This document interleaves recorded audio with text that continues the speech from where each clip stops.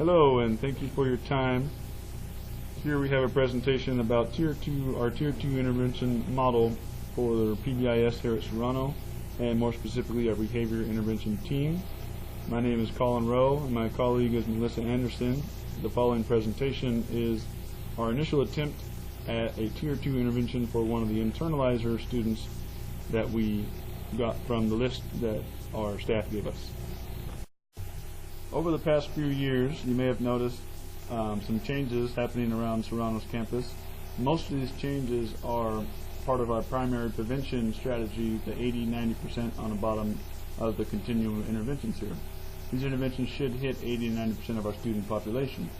Some of them include like the Gas to Go to Class program, the Diamond Bucks, the school-wide matrices, and the new signage that you see coming up around campus even as we make this video.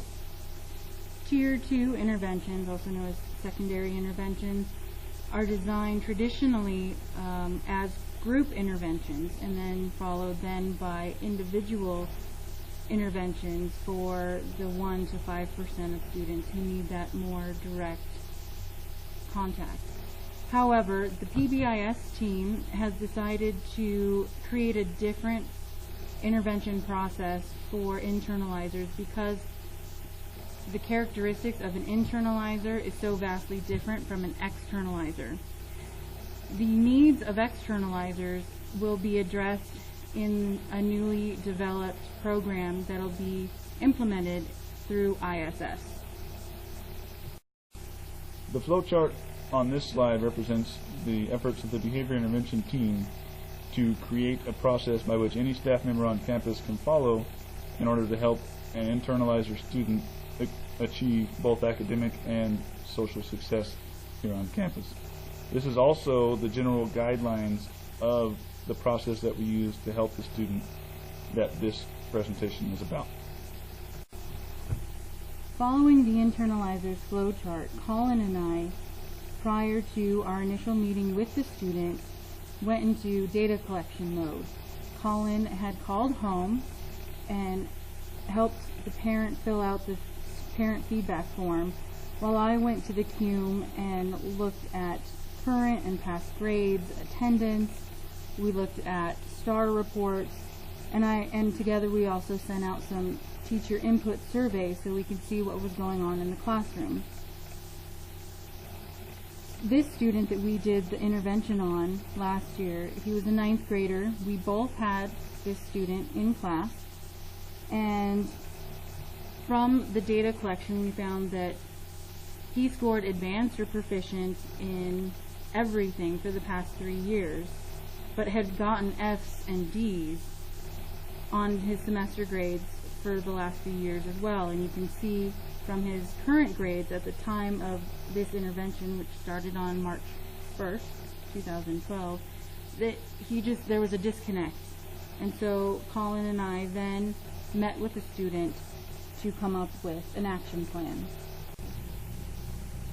So then we decided to have our initial meeting with our student at lunchtime. Melissa and I offered to buy our student lunch as an incentive to get him to come. One of the things that we decided through talking with our student was that he was smart enough to have A's and B's in all of his classes. We just had to get him to come to school more. And through the parent phone call in which we filled out the student interest form, and through talking to the student and through the teacher input surveys, we decided that one of the main goals that we needed to do, and the student actually came up with this goal, one of the goals that we needed to do was increase our students' attendance. On average, he was coming to school 2 or 3 days a week, sometimes less than that. So the main goal that he decided was he needs to get to school more because he was smart enough that if he was just in school, his grades would naturally increase.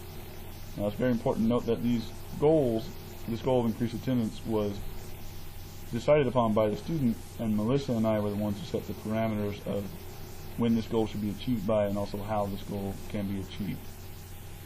So the strategies that we discussed with our student entail looking at a bedroom routine, bedtime routine, as well as looking at bus schedules. He had indicated that he was missing the bus, and so he couldn't come to school, and so we looked at alternative bus routes to help him figure out what he could do if he missed his initial bus, what routes he could jump on to get here. And we also, lastly, discussed with him a check and connect program that we implemented throughout the duration of our intervention. Check and connect is a strategy that we decided to use with our student as a means to increase his attendance. Every day our student was here, we asked him to check in with us, either Melissa or myself, and we used it as a way to give verbal praise and also as a way to kind of let him acknowledge that it was important to many of the adults on campus that he was here. One of the incentives that we had for our student following the check and connect process was that we were able to reduce previous lockouts and tardies on his discipline record. If the student was absent, Colin and I would step up and coach the student into reminding him to go to his teachers and get his makeup work. You may have noticed that most internalizers, they never really actively come and seek the teacher's attention to get that work, and so we felt that it was necessary to teach our student this strategy. And these conversations, sometimes they were as quick as simply a high five, hey, you made it to school today, good job. And some of them took a few moments out of a class period or a passing period or at lunch. But on the whole retrospect, it was very quick interaction. The Check and Connect system was simply designed to reinforce those positive replacement behaviors.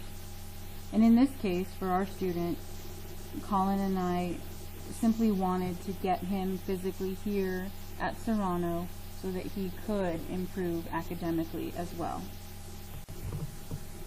After 3 weeks of using the Check and Connect system, Colin and I held another meeting with the student to provide an update on his progress towards his attendance goal. By mid-April, the student had gone from attending school 2 to 3 days per week to 3 to 4 days per week. As a result, we felt that it would be more appropriate to now focus on an academic goal. In the meeting, we presented our student with these 3 goals, and he chose to obtain C's or better in all classes because he had remarked that if he turned in 4 of the 5 assignments, it would result in a 10% increase, which would result in obtaining C's or better in all classes. And so that was his choice in deciding what his goal would be. Our student had a total of 25 absences from the beginning of school until the day of the intervention, which is a huge number, of course. And in the 2-week period prior to the intervention, he also had 7 total absences. After doing our progress monitoring with the Check and Connect program, our student had 3 absences in the whole month following the intervention. So this chart here shows just a quick example of how much has increased attendance.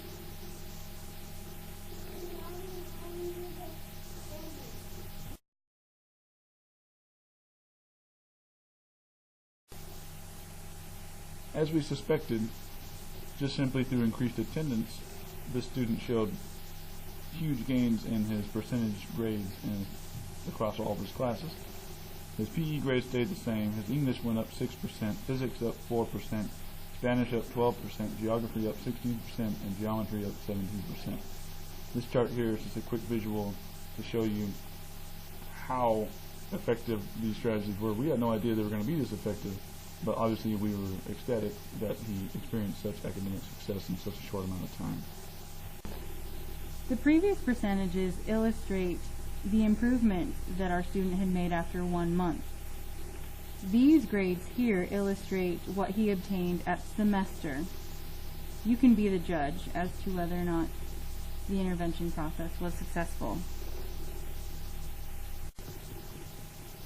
Melissa and I quickly came to the realization that all the student needed was someone to show that they cared about him. And even though this was our initial attempt, our first try at doing a behavior intervention for one of these internalizer students, it became clear early that he was a very intelligent student, and all we needed to do was just give him some motivation. Through my phone call home, I realized that he wasn't getting any sort of motivation at home through his parents. I mean, the home life was really one of the main factors as to why he wasn't coming to school. He was easy to convince, that, hey, all you have to do is just go to bed earlier, and you could wake up earlier and then make it to school more. He was easy to show that he was, we basically had to show him, hey man, you're smart enough to do this, but you have to be here in order to get these grades. And it was a process.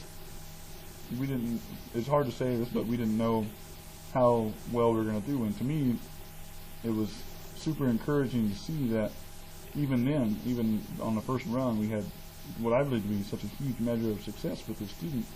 And he went from failing all of his classes to passing his classes, in less than a month, and just with us just showing that we cared. It really came down to that. The level of academic success achieved by our student was well worth the little amount of time that we had to devote to this process. To me, one of the first things I was worried about was not having enough time in my instructional day to take time to do this process.